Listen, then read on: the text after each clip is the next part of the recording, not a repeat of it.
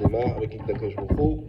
Mishnah, donc à la page 104b, en haut, le dernier tiers, le premier tiers, pardon. Aof, olé, imagvina, à la shulchan. Le poulet, il peut monter avec le fromage sur la table. Donc, vous avez compris que quand on met sur une même table, les gens quand ils mangent ensemble, il y a des précautions à prendre quand on mange des plats de nature différente, c'est-à-dire viande et fromage. D'accord? Le poulet, on va le voir plus en détail, mais vous savez tous que d'après la Torah, le poulet, c'est pas de la viande. Le poulet, d'après la Torah, c'est comme du poisson. C'est quelque chose qui est neutre, qui est parvé. D'accord? Les Chachamim, ils ont fait une xéra sur le poulet. Pourquoi? Parce qu'il ressemblait beaucoup à la viande. Et donc, ils ont dit, on va donner les mêmes conditions les mêmes halachot qu'il y a sur la viande, on va les mettre sur le poulet. Maintenant, là, ce qu'elle nous dit la Mishnah, c'est que une des conditions qui sera peut-être pas valable pour le poulet, mais qui est valable pour la viande, on sait très bien que si on mange de la viande avec quelqu'un, et moi je mange de la viande et lui du fromage, il faut mettre des précautions. Par exemple, un plateau, ou un siman, quelque chose. Pourquoi? Peut-être je vais manger dans son plat, ou il va manger dans le mien, et sans faire exprès, on va mélanger bassin et khalav. Alors, d'habitude, on prend ces précautions. Alors maintenant, le poulet, d'après le Tanakama, il n'y a pas cette précaution à prendre. Le poulet, tu peux le faire monter sur la table, imagvina, avec le fromage. À shulchan sur la table. Veno nechal, mais par contre, on ne les mange pas ensemble. D'accord? Donc la seule précaution qui est donnée pour le poulet, c'est de ne pas le manger avec le fromage, mais il n'y a pas les précautions supplémentaires qu'on prend comme pour la viande rouge. Divrei Bet Shammai. Ça, c'est d'après Bet Shammai. Évidemment, tout ce qu'on va voir aujourd'hui, ce n'est pas la halakha, c'est la Gemara. Après, on verra, on descendra jusqu'à la halakha, Bezrat Hashem. Ou Bet Hillel omrim, Bet Hillel, ils disent, lo ole velo neechal.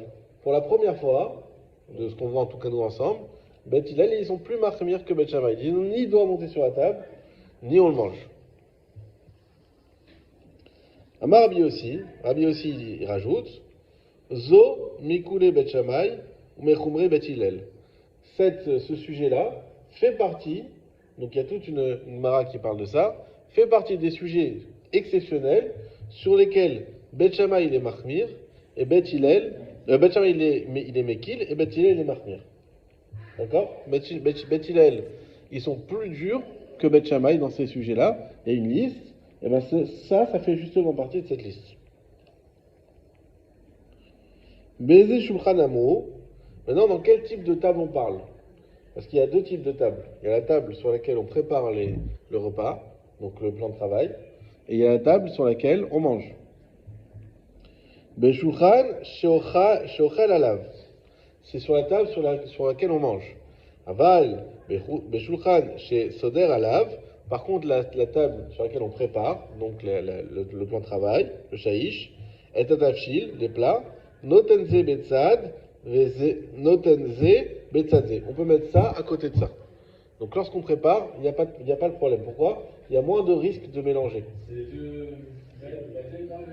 Hein?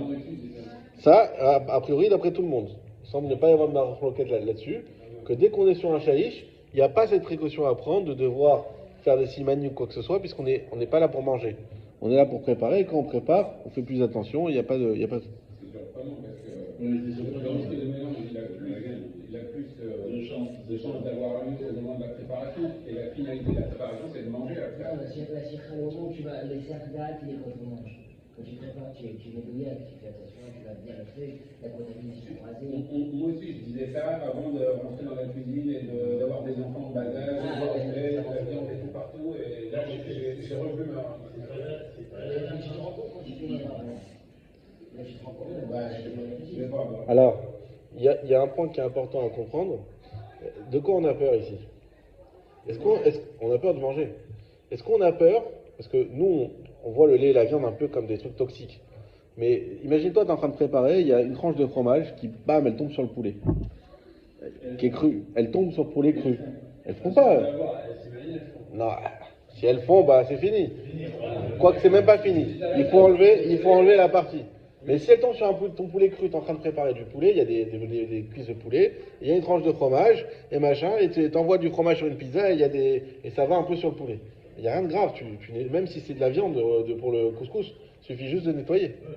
D'accord? À la limite, on enlève une clipa, si c'est un fromage gras, on craint que ça colle, on enlève une clipa, mais c'est tout. c'est-à-dire une première épaisseur. Mais comme c'est à froid, il n'y a aucun problème, il suffit de laver. D'accord? Donc c'est vraiment. Alors, évidemment, les khatkhila, on ne fait pas ça, mais les risques, ils sont pas là. Il y a très peu de risques. Le risque, c'est de manger. Alors, si maintenant il y a un glouton qui prépare en même temps, il goûte un peu à tout. Là, effectivement, ça s'appelle plus shulchan, ça s'appelle shulchan ochel. Là, ça devient une table pour lui. Voilà. Mais sinon, mais je vous assure que même moi qui ai un glouton, quand on prépare beaucoup, j'ai eu l'occasion, ça te coupe la faim, là, t'as plus envie de rien du tout. Enfin, plus tu prépares et plus moins t'as envie de manger. Mais en tout cas, dans ces conditions-là, il n'y a pas vraiment de risque. Le risque, c'est que tu en viennes à manger et du lait et de la viande en même temps, par oubli, évidemment. Si c'est toi qui ne veux pas faire attention. Oui. Mhm. Non. On va voir, justement, c'est ça qu'on va développer. Ah, des gens, alors ça c'est des gens ignorants. Ou des gens qui veulent pas accepter. Non, ça c'est les chachamim. Non, ça, ce qui est le hollandais, pas le hollandais, ça vaut également pour la viande. C'est pas précis pour le poulet. Mais tout ce qu'on va voir, la lachot, tout ce qui va concerner la viande, concernera aussi bien le poulet. Ouais, en fait, on sait comment ça s'est passé, c'est-à-dire que les familles n'ont pas réussi à décider. Ils ont envoyé des femmes au marché, là, au moment où on a toutes sortes de viande. Ouais. Et ils ont ramené du poulet avec la viande. Donc c'est comme ça qu'ils ont décidé que le poulet. Je connaissais pas cette histoire. Ok. Mais voilà. Mais en tout cas, on verra. On verra effectivement qu'il n'y a pas de distinction. Maintenant, la distinction que tu dis, oui, mais il y en a qui vont attendre 1 heure, il y en a qui vont attendre 3 heures, il y en a qui débarrassent uniquement la table entre la viande et le lait, ça sera valable même pour la viande rouge. Et on va le voir pourquoi, parce que ça va être. On n'y est pas, on va voir ici. Le lachon qui est donné pour qu'est-ce qu'on doit faire entre la viande et le lait, il est sujet à beaucoup d'explications, très subjectif, et donc on va voir après, et aussi pourquoi il faut attendre ces heures-là. On va voir différentes raisons, et en fonction de la raison qui sera donnée, eh ben on va voir qu'il y a des moyens de faire moins vite, de faire plus vite. Hein. Bon, on va y venir. Donc pour l'instant, on parle du poulet, et effectivement, si c'est pour préparer sur le plan de travail, et a priori d'après tout le monde, il n'y a aucun problème, du poulet, et de l'autre côté, vous avez un plan de travail qui est assez grand, vous préparez des pizzas, votre femme elle prépare du poulet pour le soir, il n'y a pas de problème, on ne craint pas. Sur le même plan de travail. Pas de problème. On n'est pas dans la lacha, on est dans la Mishnah pour l'instant. Oui, mais la Mishnah, on n'est pas dans la Gemara, on est quand même dans la Mishnah, c'est-à-dire que c'est quand même une force, c'est une transmission.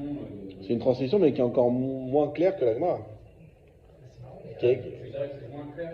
Oui. La Gemara vient t'expliquer la Mishnah. Comment tu nettoies alors après le Mais travail? ça n'explique pas la Mishnah. Je comprends pas. Comment tu nettoies? Parce que tu dis qu'on peut travailler sur le même plan de travail. Ouais. Mais après, comment tu. Non, mais il faut que c'est un plan de travail comme du marbre, par exemple. Une marbre, Tu le nettoies avec du produit, avec ton sopalin ou avec si c'est avec ton éponge de lait ou de viande en fonction de l'endroit où tu as travaillé. Voilà. J'ai 2 éponges différentes. Tu peux avoir 2 éponges différentes, ouais. Chacun. Nous, on utilise à la maison, on utilise lingette. Après, c'est chacun avec ses habitudes. Mais effectivement, il ne faudra pas utiliser l'éponge de viande pour nettoyer là où il y a eu du fromage, du lait, etc. Ça, tu as raison. Mais tout ça, encore une fois, sont des précautions supplémentaires qu'on prend parce que, comme tout ça n'est qu'à froid, en réalité, il n'y a pas vraiment de problème. C'est la dette d'eau. Ouais. Il y a sur les beau d'après les plus mahmirim. Il y en a qui disent que c'est même sur les beau, c'est toujours à froid, c'est jusqu'à 80 degrés. Ben Ishraï, c'est 90 degrés pour lui à chaud. Donc voilà. En tout cas, effectivement, c'est pour ça même d'avoir 2 éviers, pour ceux qui déménagent récemment à Netanya. Alors, est-ce qu'il faut avoir 2 éviers?